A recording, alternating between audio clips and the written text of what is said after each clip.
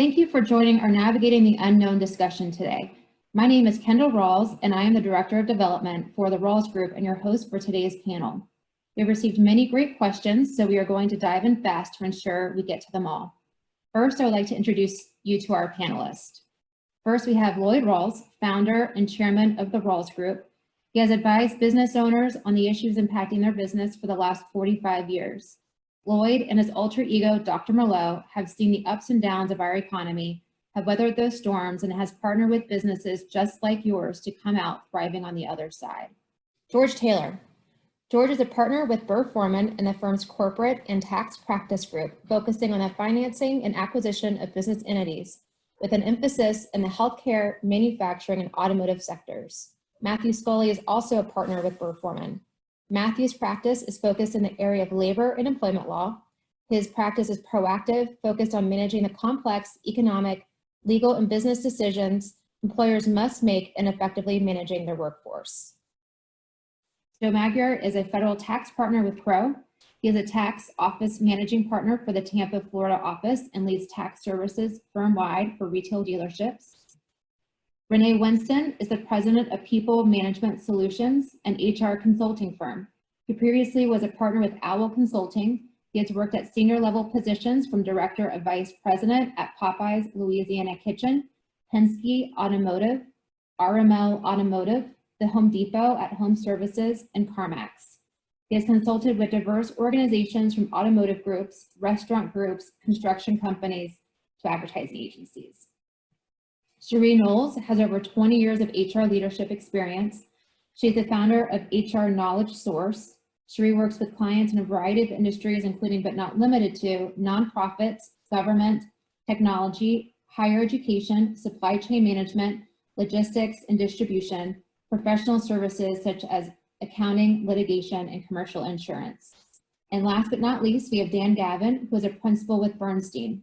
He provides investment planning and advice for high net worth individuals and families, and specializes in building investment portfolios for multi-generational business owners. Dan is a second-generation family business owner. Prior to joining Bernstein in 2005, he owned and operated 2 Manpower franchise complexes with 16 locations throughout Florida and the Midwest. Thank you all who submitted your questions. The questions we'll be answering all came from those of you who registered. On this call, we have a diversity of industries represented from manufacturing, multi-unit franchise, retail, automotive. Some of the questions we received are specific to an industry. However, there is much to learn and take from each other, so remain open if you are not in the industry that the question has been directed to. Also, please note, our environment is changing very quickly and laws are different state to state. Please reach out to your advisors for specific tax and legal questions. We are planning to host another conversation in the next couple of weeks, given how quickly the environment is changing. If you have additional questions as a result of this conversation, please feel free to email them to me at kendall@rawlsgroup.com or submit them via the Ask an Expert form on the Rawls Group website at rawlsgroup.com. And we will make sure to connect you to the right person, or you can email the experts directly. Here we go. Lloyd. Yes. What do I need to do to make sure my business survives this? Thank you, Kendall. First thing is be a leader. We've been through this before. You've been through this before. We had the Gulf War, we had 9/11, we had 2008. You've got the survival instincts, and it's time for you to be a leader and express your confidence and instill that confidence in others. Ask them to trust you. There's a lot of concern and desperation around dealerships. Everybody's worried about their paycheck, but no one's totally unrealistic. Where you are today, I think you should be reassuring your people. Be willing to make decisions, ask for help, and ask for trust. And be willing to make a mistake. Leaders make mistakes. Ted Williams made the Hall of Fame hitting .402. That means he struck out 598 times. You're hitting much better than that. Just be confident. We're going to make it. Everyone's looking at you. You need to be the leader. And have a plan. I call them the A, B, C, D plans. Unfortunately, we're already through A. We're already halfway through B for that matter. And that is that we're having a modified business. But continue to modify it. Keep updating it. You've got to be versatile and you've got to respond.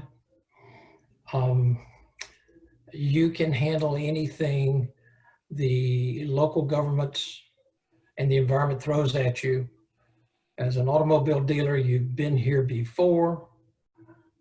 Be on your feet, have a versatile, changing model, huddle every day and say, how can we improve this? The business is changing. I think some of these changes are temporary. I also think some are permanent. You need to be thinking about that, making sure that your non-essential personnel,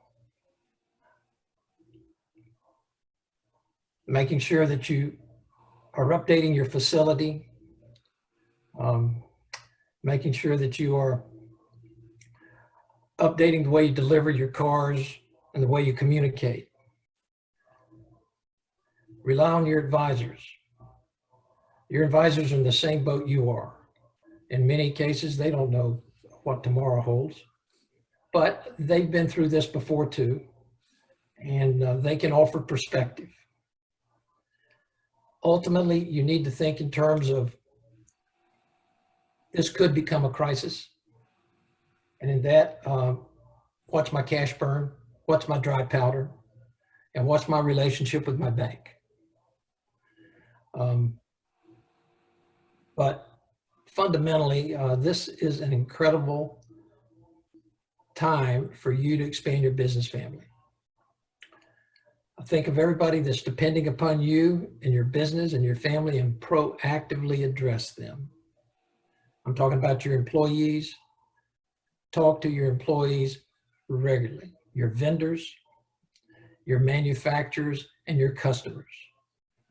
Your BDC should be bringing in people who have excess time, and you should be calling, reaching out to your customers, reaching out to the community, thinking in terms of we're going to do some really good things here, and who knows, you may wind up on YouTube like others. But it's an outgoing time, not waiting for the customers to come in internal. Fundamentally, be a leader, be confident, project confidence, and instill confidence. We've been here before. You can handle this. Carpe diem. Thank you, Kendall. Thank you. Joe, what can we do to protect our multiples and value during these difficult times? Sure. One of the best things you can do to protect your multiples are the things that Lloyd just reviewed. You have to protect your business as best possible. From there, your multiples are really applied, typically franchise specific, against your earnings in determining your blue sky or goodwill value.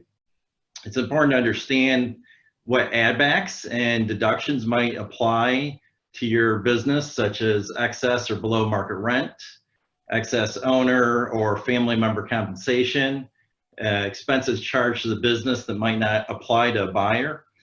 This might be a good time to take a look and summarize what these are in your business for consideration in the future as you look at the value of your business. We do see a significant decline already on the public dealer group stock prices. That may be an indication, while not as significant as other industries.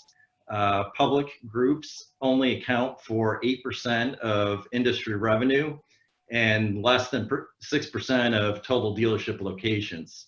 So the public stock prices are a reflection of what is happening in the overall automotive industry and likely indicate the onset of a US recession.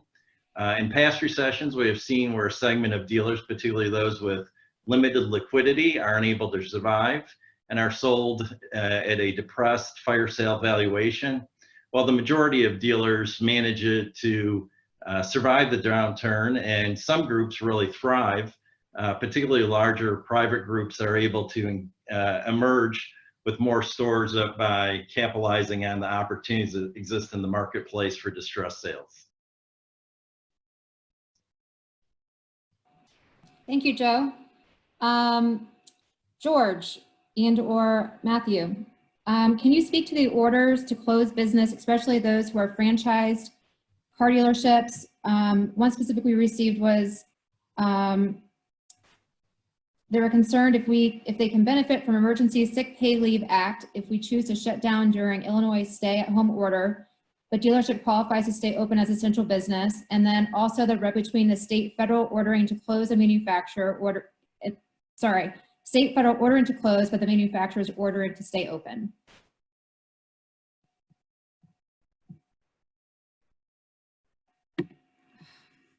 We're going to cover a number of legal and accounting and tax issues this afternoon. These are really topics for conversation. We're going to be giving general advice, and we encourage those that are listening to seek specific state advice from your own accountants or your own tax counsel or your own lawyers as you go forward. This is a tough time, and the laws and regulations are changing daily, really hourly. So we're all staying on top of that as best we can. The issue of shutdowns is complicated by the fact that every state is different. We focus mostly on the states of New York and California and Illinois, where some of the first shutdown orders originated. Virtually all of the shutdown orders exempt from the shutdown those industries that are in essential services.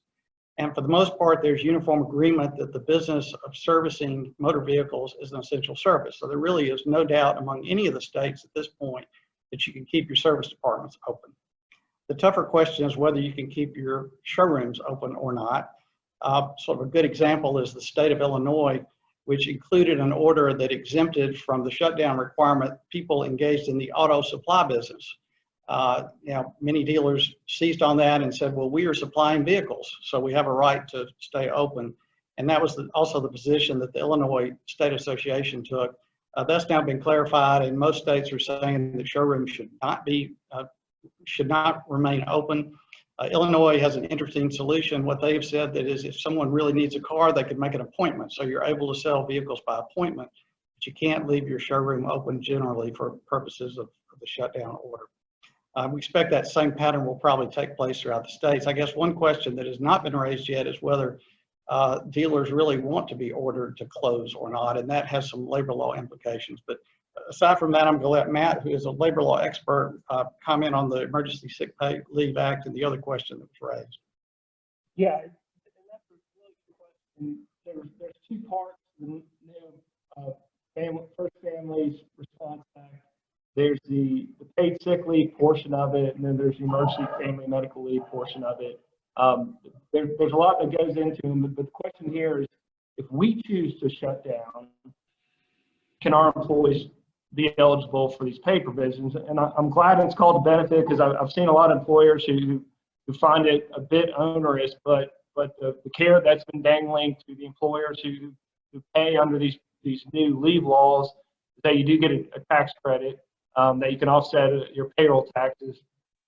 But the question here is, if you shut down, let's just say you decide to shut down, can these employees be eligible for the pay time? And the answer is generally no. If you don't have work for them to do, then they don't need to use this leave to take time off from work.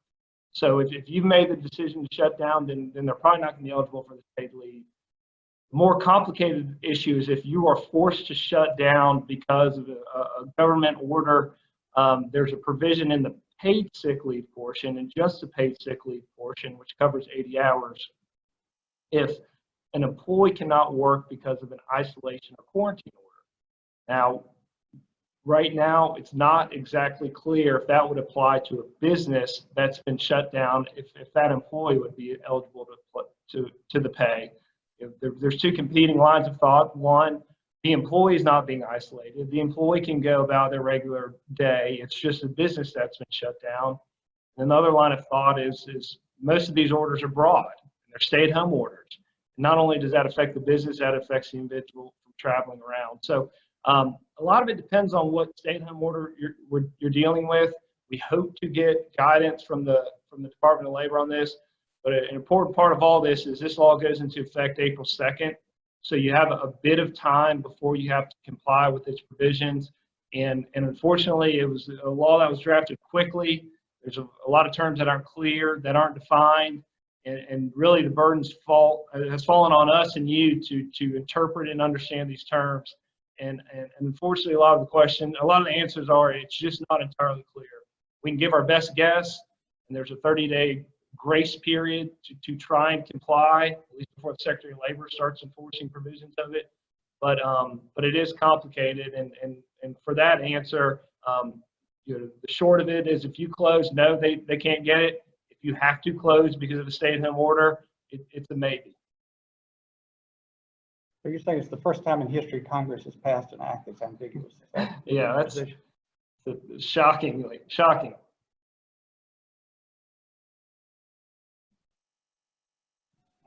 Renee or Cherie, can you share some HR ideas for reducing personnel expense in a time when it is so difficult to find quality employees?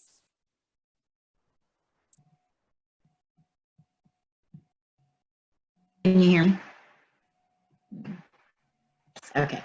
I think that's a really great question.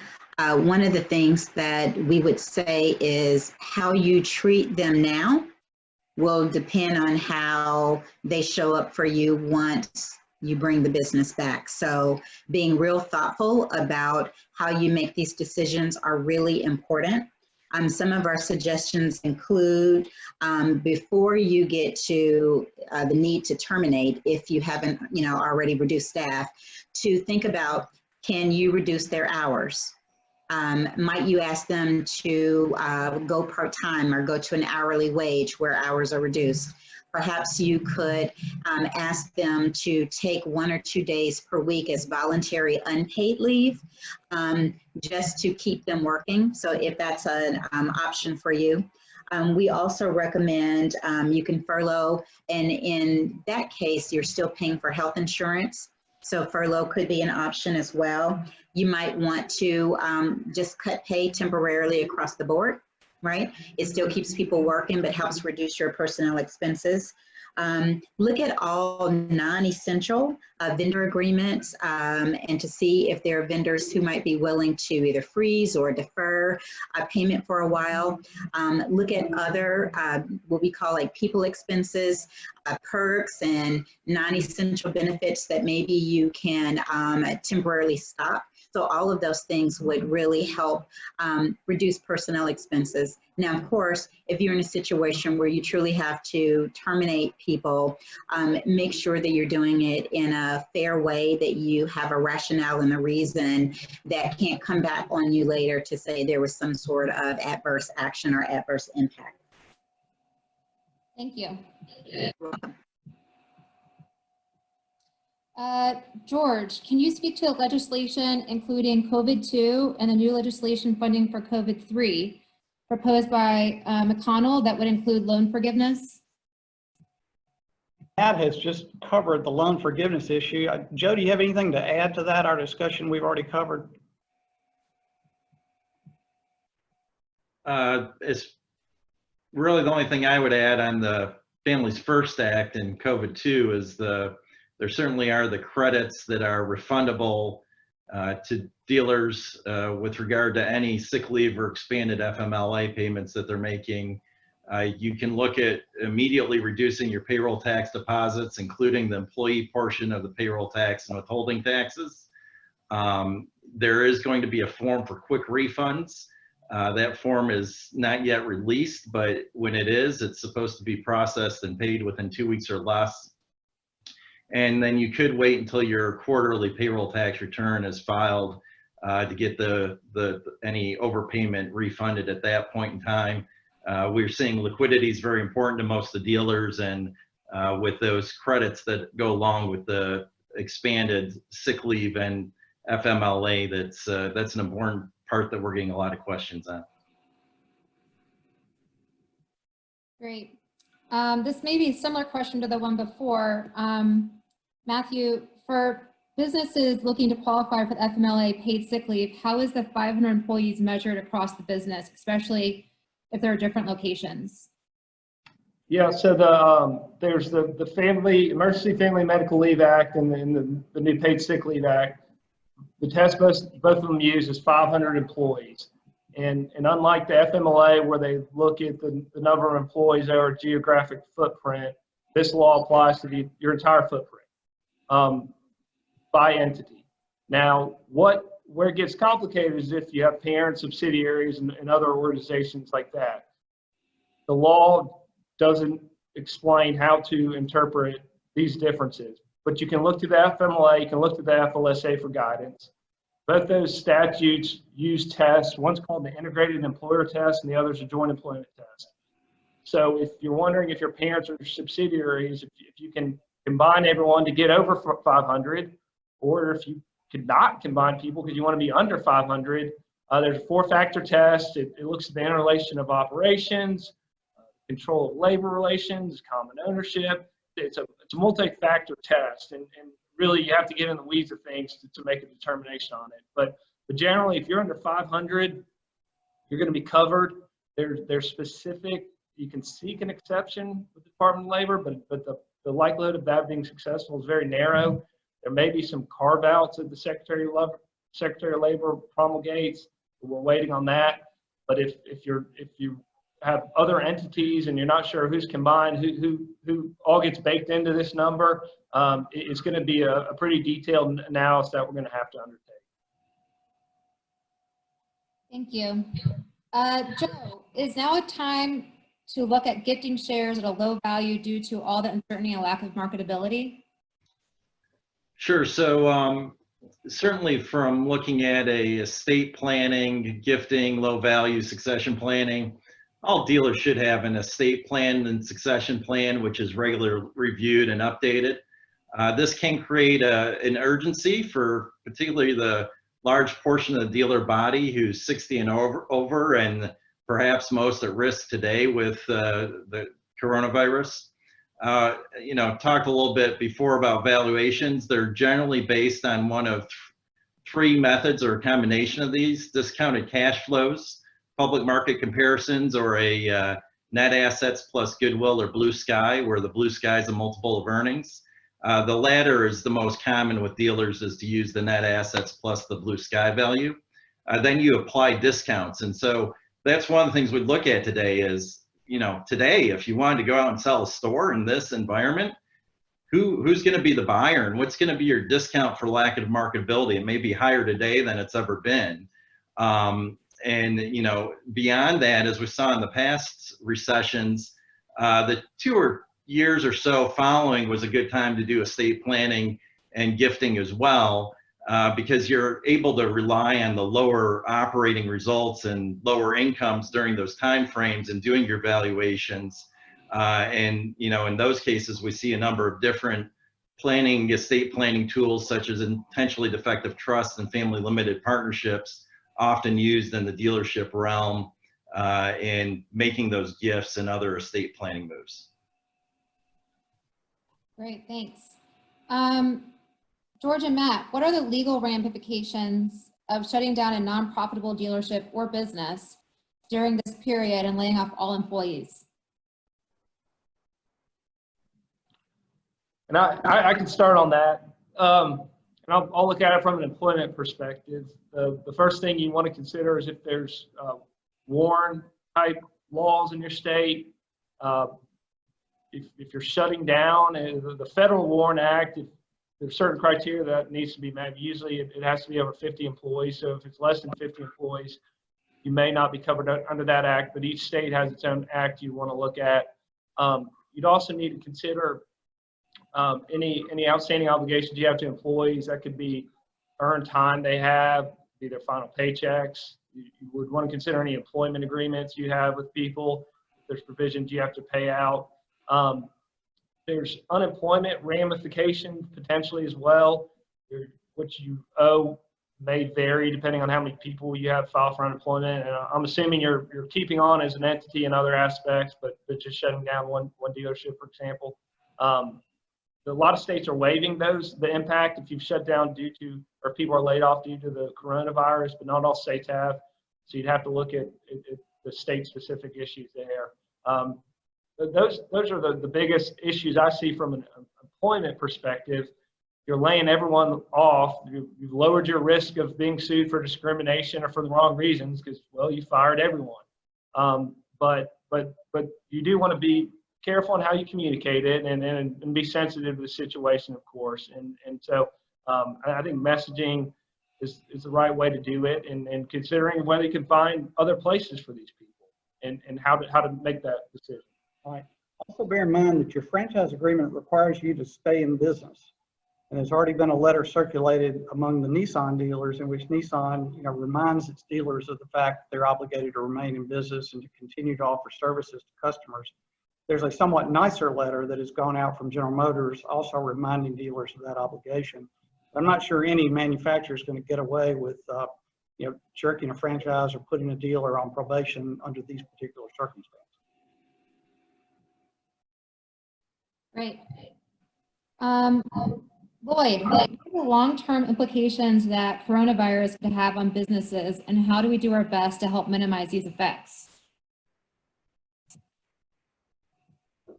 My first answer would be think social distancing and sanitization are here to stay.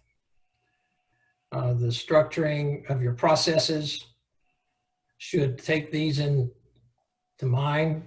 Another thought is whatever instructions you're giving your employees today about how they would behave not to transmit the coronavirus among one another, you should be documenting those with your HR people.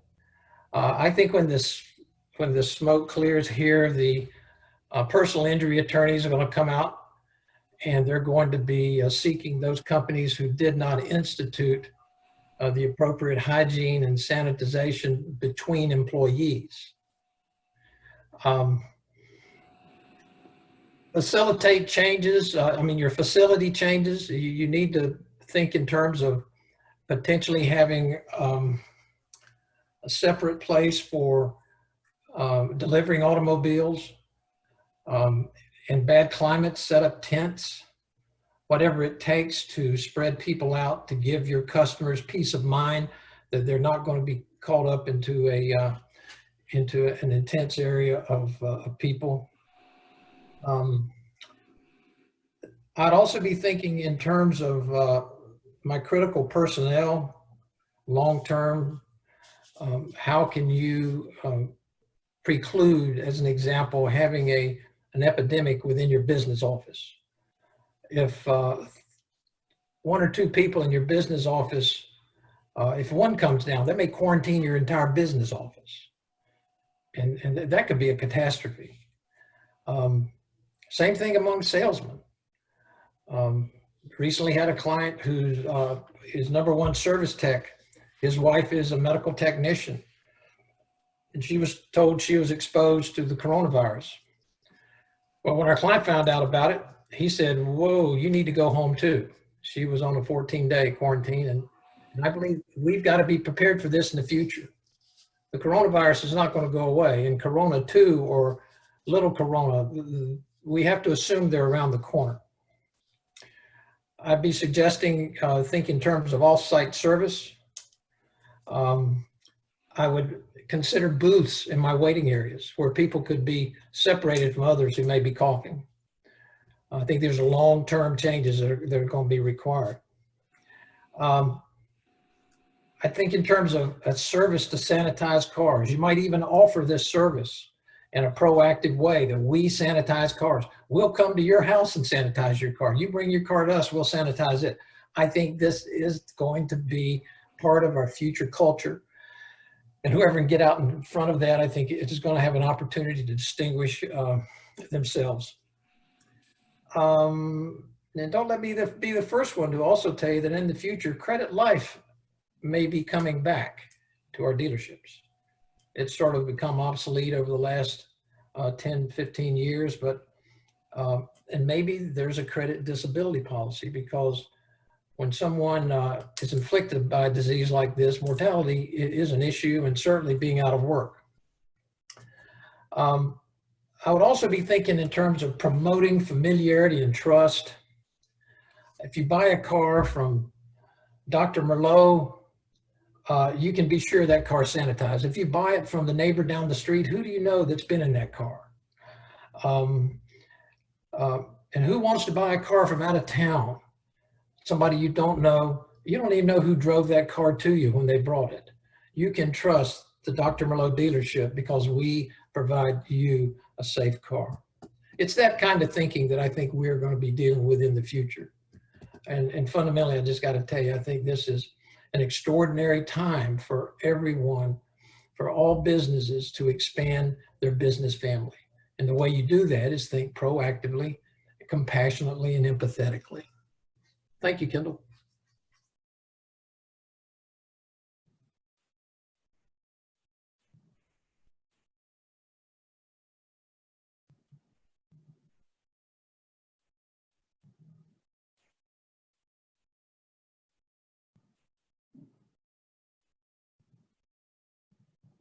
Sorry, I had my mute on. If employers are not working the minimum required hours for insurance, do we keep them on the insurance plan for now? This question was for Renee or Cherie. Thank you, Kendall. It really depends on your contract terms and your plan document. What we would recommend is that you speak with your benefits broker. They will understand the insurance, the state commissioner of insurance in your particular state, and help you navigate the terms of the contract. So it really depends. We do know, and probably you've seen, that healthcare providers are stepping up in this extraordinary time, and some of them are offering opportunities to partner with small businesses to help them through this. So it really just depends, but I would start with your benefits broker. Thank you, Kendall. Thank you. George, what programs, grants and or assistance are being made available for small businesses, either by New York City or federal agencies under 15 employees? All right, that's an excellent question, and one that will become increasingly important, I think, as the weeks go by. Again, we have to bear in mind that these are state-by-state programs. The Small Business Administration has emergency grant programs that are administered through various state agencies, and really our dealers need to be going, to their state agencies, particularly those that administer relief for small businesses, to see what programs are available. I'll say generally the impact of the virus and the response at this moment is first on stopping the virus, second on sort of reviving the economy. And I think you'll see a lot more focus on relief programs as we get forward. But those agencies generally, in our experience here, have been a little slow to react. We're starting to hear from the state agencies. They're starting to roll out programs and benefits, but that we're very early in the stage of the process to really see what the concrete provisions of those programs are going to be. Great. And Matt, if a company does not have a paid sick leave policy and the employee has not yet earned vacation pay, is there a way for the employer to recoup the first 10 days of paid leave? So that's a question about the Paid Sick Leave Act, which provides 80 hours if you meet six criteria, if you meet one of those criteria. That's new leave time. That's not old leave time. That's a new 80 hours that if they didn't have any time, now they have 80 hours. They had a lot of earned time off, that's still new 80 hours. And that's 80 hours they get to use before anything else. So, the employer recoupment part would be, this is now payments you can seek a credit on, a tax credit on. Now, depending on the leave, an individual will either be entitled to 2/3 of their salary up to $511, or 2/3 of their salary up to $200 a day. And those would be the caps, and those would also be the credits offset. So the value to the employer in this is the credit. And no matter who the employee is, they'll get the 80 hours and they'll get to use it first. Cherie, do you have anything to add to that? No, I'm nodding. I'm in agreement with you. I think that The other thing I guess I would add is that even if the employee has sick time or vacation time credit, you cannot force them to use that before they take the federal paid sick leave time. So to his point, it's something extra. It's in addition to whatever they have or don't have. Okay. And Cherie, this is more of a specific question. In a situation where a business supplies to essential services, restaurants, military, how do they approach situations with employees who do not want to show up for work? For example, if one employee refuses to come to work, is this considered job abandonment, or should they allow them to return to work at a later date? And how do you address resentful coworkers who report it to work? So this is one of those answers that people don't like to hear, but it truly depends, right? It depends on the circumstance, on the reason why the employee refuses to come to work. If it is related to COVID-19 or where we are today, there could be some protection there available pretty soon. If it is related to something else, I think the burden is on the employer to figure out the why. So to lean into that and understand why the employee is not coming to work. In terms of communication with other team members, clearly, you know, certain things can't be shared amongst the staff, so being mindful of that. Bottom line, if it is just a typical everyday, you've got an employee who refuses to come to work and there's truly no threat perceived or otherwise, you would handle it the way you would typically handle your normal disciplinary process. But I think the first step is to uncover the why, the reason.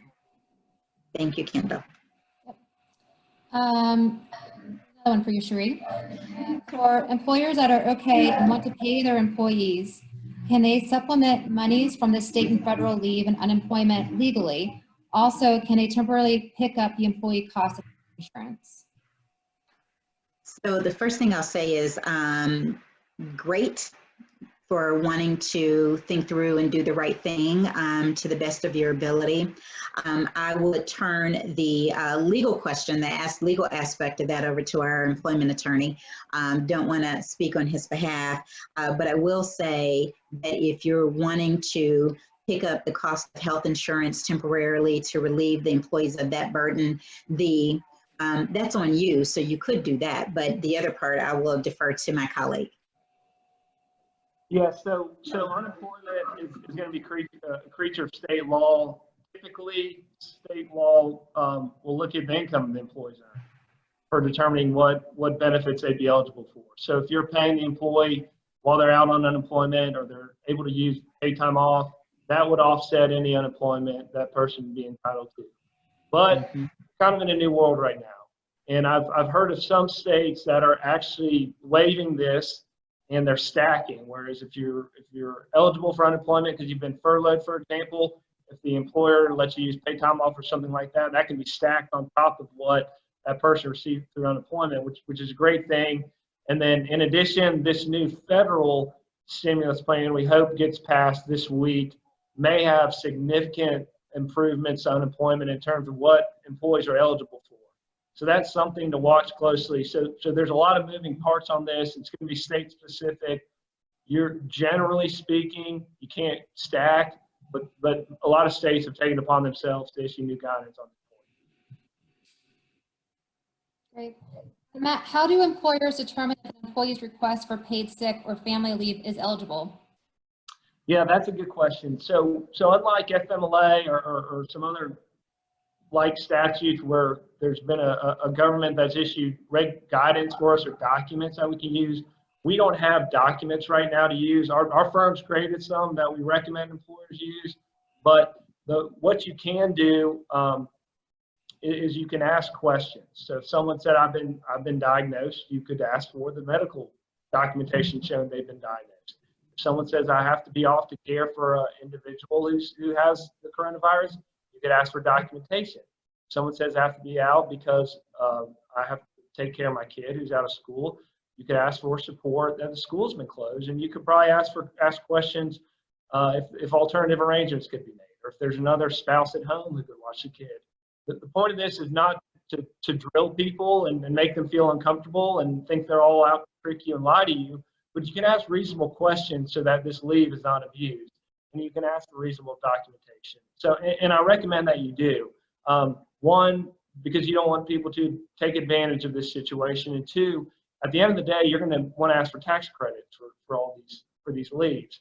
And asking people about their leave, when does it start, when does it end, how often are you going to use it, could you use it intermittently, questions like that. You want to have answers as you're trying to get tax credit, and your payroll processor will probably want to know as well as they're figuring out how much to pay employees as they're using this sick leave. Thank you. Cherie, can you provide some roadblocks and or considerations for virtual management? Yeah, so my assumption with the question is that you are maybe managing people who are working from home. So that's where I'll go in terms of the answer. The first thing I'll say is we should understand the psychology of working from home. So if any of you have done it and it's not your normal routine, cabin fever starts to set in. And we are in such an extraordinary time where people may begin to feel disconnected. So some of the solutions you could consider is realizing this is not the typical work from home or telecommuting environment. People are going to have their children there, and most of our policies say, of course, you can't have kids there, but this is a different time. So helping them think through how to navigate all of that, maybe providing a policy or some additional guidelines to supplement your existing policy that really address the here and now. Other clients of mine are using technology in such an amazing way that they've never done before. Zoom, this platform we're on now, is great, as well as WebEx. And if you have Microsoft Outlook, you already have Microsoft Teams for free. And that's something that companies either aren't aware of or just haven't used, but staying connected through technology. The last thing I'll say is I have a client now where once a week they're having a 20-minute all-staff meeting. So everyone who's working from home, you dial in and it's quickly a 20-minute catch-up and boom, they're done. But it's their way of staying connected in front of their staff members. So hopefully that's helpful. That's great. We've done that a few times with the Rawls Group team, and it's been really lovely seeing each other's faces. Yeah. And even more so because we're spread out across the country. So it's in some ways been an added bonus using this technology. Okay, so in addition to the above and what we've talked about from an HR perspective, what additional HR concerns should employers be aware of and cautious about as they are trying to keep their business afloat? What dangers might they run into from a personnel standpoint? How could they avoid putting themselves in a liable standpoint if employees get desperate? What strategies and legal issues related to reducing workforce in face of related shutdowns, a decline in demand? So basically, that's a very big question, but what in addition to what we've discussed prior would you want to leave or share with the audience? I think that, and this has been said before, Lloyd, I think you said it very well. Now is the time to really lead. People are confused. Some of them are anxious about what's happening. And so this is a great opportunity to inspire confidence and hope in your staff. And so some of the things that I would say be aware of, if someone happens to test positive on your team, to be mindful that HIPAA still applies and that you can't share health information with other staff. So thinking through the best way to communicate what's happening so that you're protecting everyone without divulging specific information about that particular person or persons even. Being mindful of when you're thinking about laying people off, as was stated, the WARN Act really varies by state. Understanding that you're doing a great job of thinking through the reasons for the layoff and or the terminations. Ensuring that you follow any sick policies or vacation policies that you have, giving people space to speak up. I think is really important, so that if something is going on, they're comfortable letting you or your HR team understand what's happening, and making sure that any of the new legislation or acts that come out, such as Families First, you're going to get a notice that needs to be posted. Make sure you've got that posted in a very conspicuous place. And lastly, I'll say, get some really good HR and legal advice, because everyone's situation probably has nuances and elements of uniqueness to it. And there's really no one size fits all answer. So I would say just leave you with that. Just check in with someone, get help if you need it. Thanks, Matt. Anything to add? No, I think those are all excellent points. One issue that I've had come up a lot is employers who want to reduce FLSA exempt employee salary and have a corresponding reduction in hours. And that's a difficult area of the law, because generally you're not supposed to reduce exempt employees' pay based on the volume of work or business cycles. And there's ways around that, and there's ways to get creative with that. But that's the biggest legal landmine I'm seeing is people just want to make wholesale cuts, and hourly employees are different because they get paid for hours worked, but exempt employees, it gets more complicated. Great. Lloyd, can you please share ideas on business interruption claims, requests, and positioning? Interruption insurance has been available for some time. However, the threshold for proving a business interruption can sometimes be challenging. It can also be frustrating and somewhat discouraging. What we have discovered through a process where we were researching how to get hail damage insurance in the Midwest is captives. Automobile dealers know about captives through their extended warranty insurance, but there is another community of captives which are designed to provide insurance that otherwise is not readily available or affordable.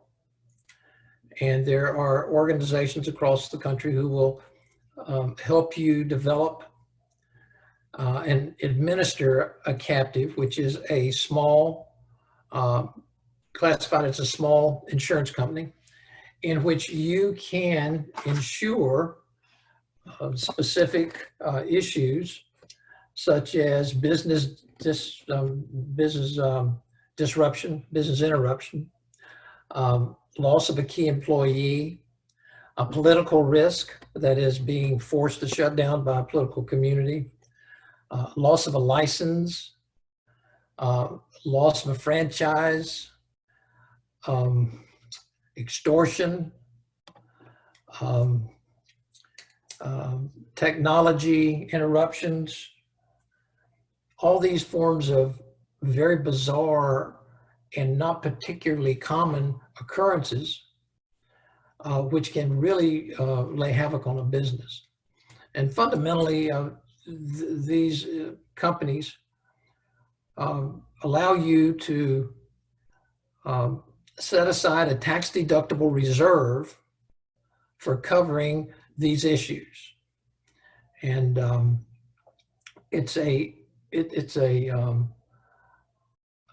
an opportunity that we are suggesting that our dealers begin to examine. And it fundamentally is very similar in all respects as the currently extended warranty insurance.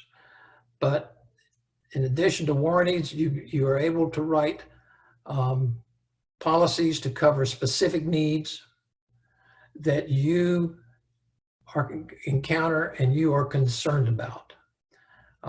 Anyone who has any contacts with their property and casualty agents should ask them about it, because they're in the practice in many cases of setting up captives for insurance needs that that they cannot provide. And we would also be very happy to provide any additional information on captives to cover such things as we're encountering now, which, you know, you couldn't make this up. And it's going to be my expectation that we're going to be, that the new normal is encountering these very bizarre circumstances where having some dry powder would be very helpful. Thank you, Kendall. Joe, what do you have to add to that? Yeah, we also do a lot of work with what are referred to as these enterprise risk captives. They're generally designed for low frequency but high severity risks, which these areas would fall into. And you know, they're a great tool. They have some tax benefits, but moreover, they're a great economic tool in situations like this where you can set money aside on a tax advantage basis and have that cookie jar sitting there for the rainy day situation. Kind of circling back a little to the business interruption claims though as well, CAPT is a great tool for in the future, but if you don't have one, you don't have one. But a lot of dealers do have business interruption and types of insurance policies. Those coverages typically are fairly limited. Many of the policies have exclusions for viruses, epidemics, pandemics, particularly policies that were written post-SARS. That type of exclusion was included. Others have exclusions for pollution, and in a lot of cases, some of the insurance companies are looking at the virus as a pollution event and using that exclusion to keep dealers from being able to file a claim. One of the things that's come up is an argument that the government shutting down is not the virus, so it's wouldn't fall under the virus exclusions or the pollution exclusions. That's one argument I've seen some dealers and their attorneys suggesting considering. The other problem with a lot of the business interruption policies is that they require physical damage to have occurred, as you would have in an earthquake or a hurricane or something of that nature. And of course, in this case, there isn't necessarily a physical damage result from the coronavirus. Dealers can also potentially look to their workers' compensation policies. If you can prove that the employees who contracted the virus during a business trip to a location where they're directly exposed to the illness or the disease, or employees who contact the virus from a coworker that tested positive for COVID-19, or employees who contract the virus after being required to work in a location with infected parties. In those cases, you may be able to file a workers' compensation claim under that insurance. In addition, we're seeing some dealers, clients who are going to go ahead and file claims despite indications that there's going to be an exclusion, pending what the government or courts might do in their actions in the future to protect themselves by having filed the claim. Great, thanks. Lloyd, how do you strike the balance between the health of your customer and the health of your business when customers begin to request reductions and deferrals on invoices? Well, the laborer is worthy of his hire, and the business owner must make a reasonable profit to provide exceptional service. Unfortunately, the general public is no longer interested in average service. Actually, you can lose your franchise for average service. That being said, I think it's just a commitment of being fair, empathetic, recognizing that this is a marathon, not a sprint, and that a marathon needs to conserve, marathon needs to think ahead, and a marathon needs to provide for all concerned. And I would not be embarrassed, I would not be reluctant to ask for a reasonable profit on any service or product. And I would not be hesitant to tell someone that this is the price. Now, that doesn't mean it's not going to be a competitive environment, but we don't want to race to the bottom with regard to our pricing. I believe everyone will understand that we're dealing in a tough time and there's got to be a fair price. Fundamentally, don't be offended when someone asks for it. And fundamentally, be prepared to defend the price that you're asking, that it's reasonable. Thank you, Kendall. Thanks. Dan, Mr. Dan Gavin, how should people be thinking about their personal investments? Well, good afternoon, Kendall, and good afternoon, everyone. Thank you for your question. What was the question, Kendall? How should people be thinking about their personal investments? So we've been talking a lot this afternoon. This is a very stressful environment for everyone, and there's a lot going on. And I think the first thing I would say is that fear is a poor catalyst for making big asset allocation decisions. And so in this environment, there are a couple things that we would recommend to all investors. One is just take a look at your cash needs over the next year and a half, and make sure that you've got that ready to go. For families and individuals, you want to maybe spend some time quantifying what we call core capital, the amount of money you need to set aside to support your lifetime needs for whether it be 15, 20, 30, 40 years. And then invest appropriately. And there are a lot of larger families on this call, maybe even some foundation people who may be working with foundations or endowments or large institutions. And this is the time when you want to lean on your IPS, your investment policy statement. An IPS is designed to weather a wide range of market environments over the long term. So those would be the main things that we talk to clients about focusing on. Great. It's another one for you, Dan. With the government's plans to give out checks to families and lots of liquidity to businesses, do you think that will be inflationary in the long run? It could be. Everyone's watching the news, and I think that there's a high wire act going on here between, really helping out the citizens and helping out the economy and the possibility of moral hazard. And so I think that debate is going two different directions. Is the stimulus going to hurt us? And then you have another side of the argument that says that maybe we all need to just start going back to work because the medicine may be worse than the illness. So I think there's a balancing act along both of those. And at some point down the road, there could be an environment where we start to see an inflation spike, but that's not right now. Great, thanks. Joe, with the automotive industry often being a sign for the economic wealth of what is your prediction that the automotive industry and its recovery? The time frame is hard to see in the crystal ball at this point. However, I'm confident that we will get through this. Things will get better, and businesses, including dealers, will thrive. We've seen the economic impact of the dot-com bubble, 9/11, housing bubble, and now it's COVID-19. And dealers are resilient, businesses are resilient, and our country is resilient. And we will get through this, and we will recover and come out the other side stronger and better than we ever have been in the past. Awesome. Can you recommend any processes for the next 30, 90, 180 days?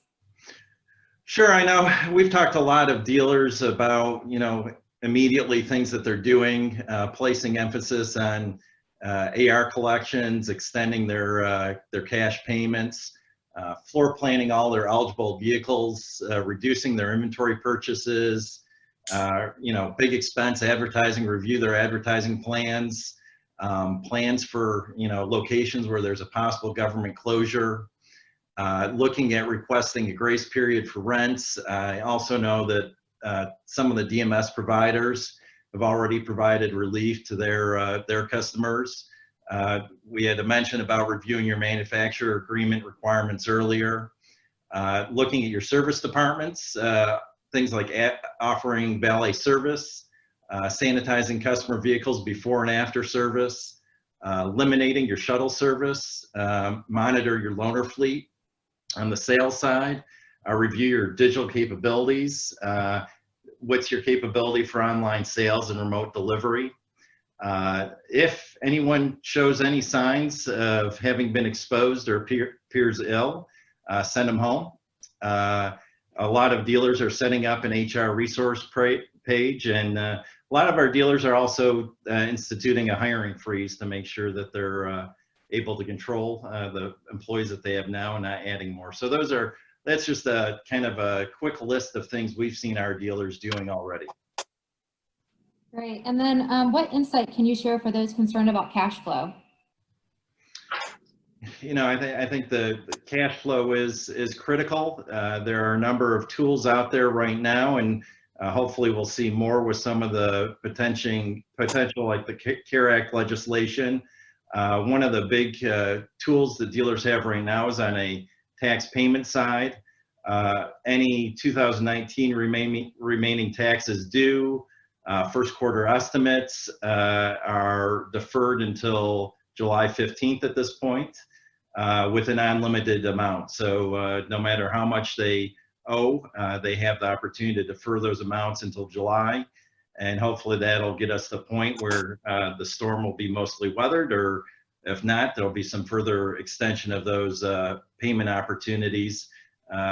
And you know, same thing with potential things with payroll taxes and the credits and those types of things are all important things to think about from a cash flow standpoint. Okay, great. This is a somewhat of an impromptu question from an attendee. So raise your hand if you want to take it. What should a dealer and/or business do today if they are being to prepare for closing for tomorrow? Whether that be mandated to close as a result of the virus or be on a skeleton crew only. Raise your hand if you want it and I'll unmute you. Lloyd, okay, Cherie. I'll start us off, but certainly would love for people to chime in. I think from a personnel standpoint, coming up with the right plan. So thinking through the right decisions on the front end. And then I can't stress enough communication. So often give people information, be transparent. That's really the key step to starting a process like that. And then understanding that the people who are coming to work, the skeleton crew, if that ends up being your circumstance, making sure that they you know, don't feel guilty because they're the ones who get to come in, or feel fearful because they're the ones that have to come in. So ensuring that you're communicating and keeping the lines open. And so that's my contribution to the question.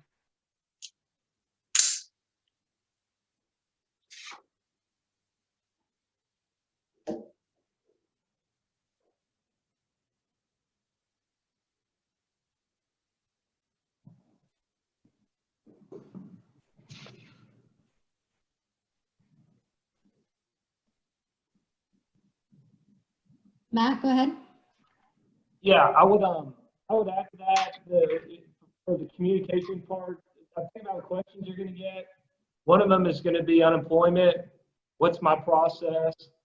When is it available? How much can I get? You don't have to know how to answer every question, but you need to have some general idea of these answers and where to point them.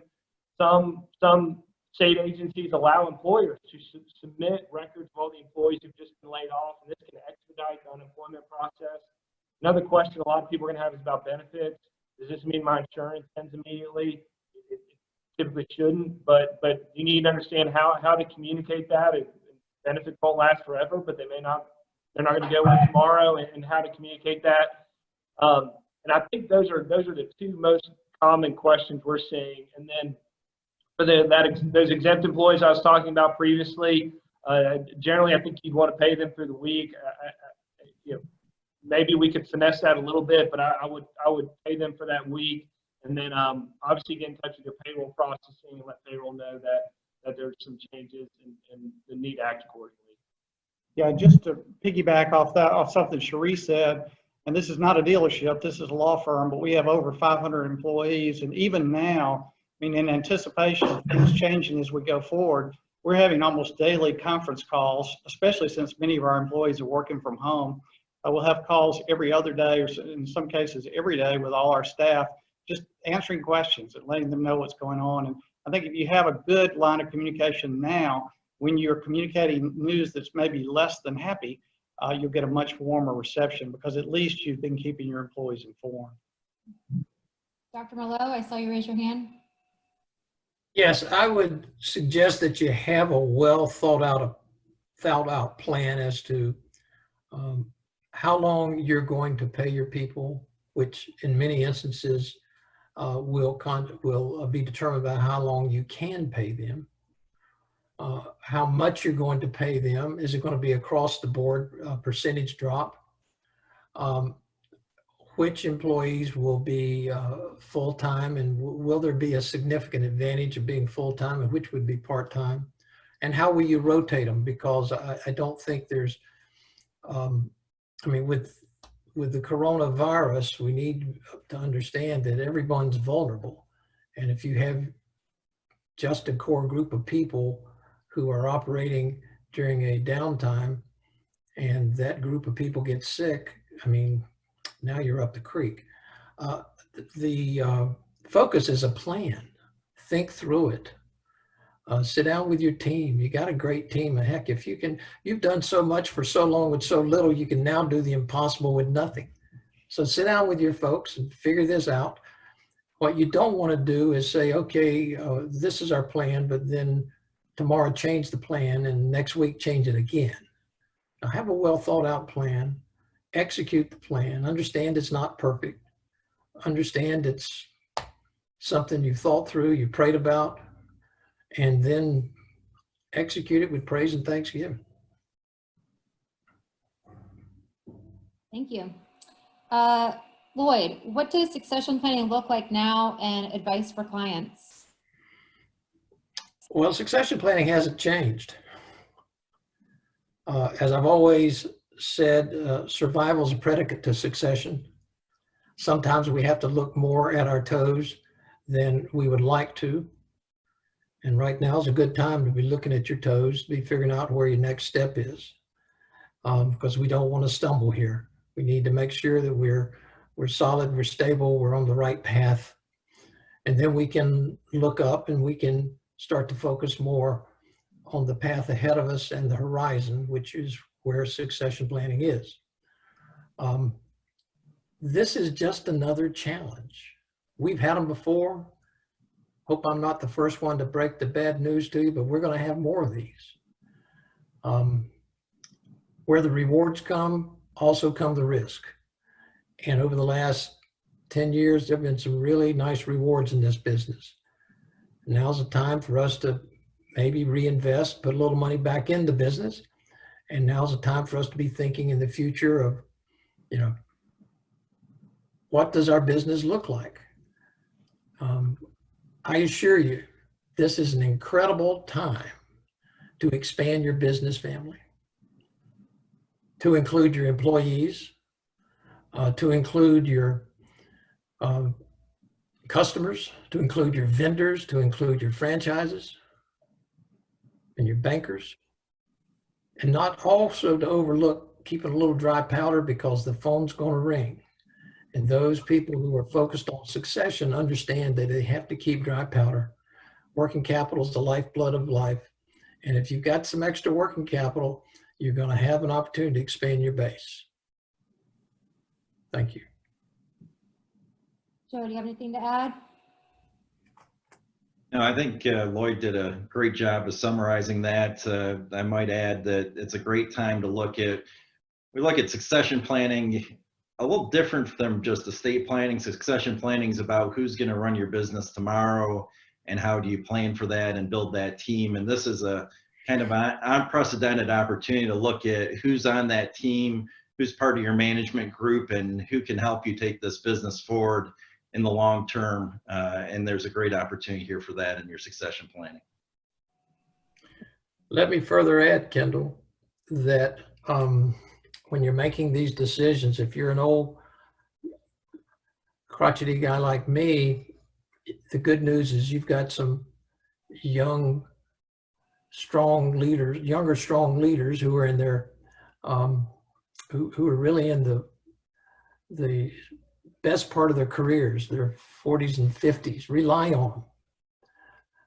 If you're in your 40s and 50s and you got some young kids in your business who are coming up as successors, include them in their discussions, because having the experience of going through this is going to help them in the future. If they understand the challenging questions, if they understand the weight of some of these decisions you have to make, they will be better prepared to deal with this in the future. Succession is nothing but the continuation of success, and it is fundamentally experience laden. You got to have the experience, and experience brings confidence, and confidence creates succession. Thank you. So Lloyd, final question, and then I would say final thoughts from the panelists too, whether it be this question and or just something that you'd want to leave the group with. How can we best support employees during these trying times? In addition, I'm going to add to this, how can we best support the business community and business owners and vendors, and how can we support each other? Well, I'll start by saying pray for one and all, and thank God that you're his pet, and let everybody know we got this. Thank you. Sheree? So I would say show care and thoughtfulness in all of your decisions. It's easy to feel panicked and make a quick decision that you may regret later. So really be thoughtful about your decisions on the front end, no matter what you do in terms of your business. And the other thing that I will leave you with is it is not too soon to start thinking about how do we come back from this. So a lot of our focus right now is on how we navigate this and get through it. But at the end, when we come out of this, you need to have a plan to reconstitute the staff, to bring people back, to get things back on track. So also be thinking about the longer term. Great. Dan Gavin. Well, good afternoon again, and thank you, Kendall, for including me. I agree with everyone's comments, and I guess in this environment, I would just simply say just focus on the little things.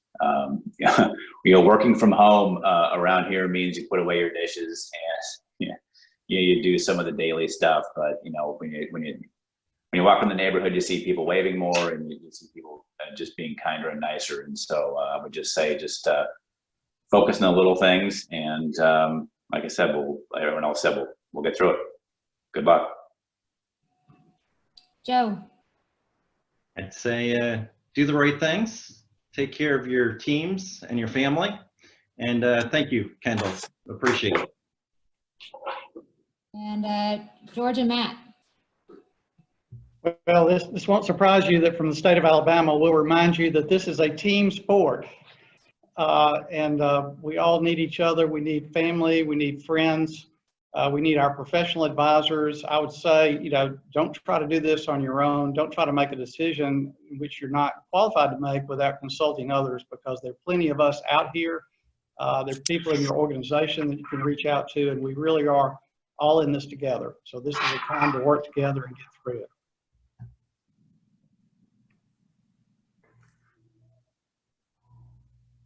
Matt, do you have anything to add? No, I really don't. I know lawyers tend to overtalk. I'm gonna quit now. Okay. I want y'all to make a note of that. Well, thank you to our expert panelists for sharing their wealth of knowledge with us today. And thank you for all of you guys who attended and put up with some of our technical issues. We are all experts in succession planning. We are not experts in technology, so thanks so much for putting up with us. Again, if you have any additional questions, please do not hesitate to reach out. We are collectively here for you and want you to lean on us. We have recorded this conversation and we'll make it public within the next 24 hours. Thank you so much again for attending, and hopefully we may have one of these again, depending upon what's happening over the next 2 weeks. But thanks so much. Thanks, Kendall. Bye.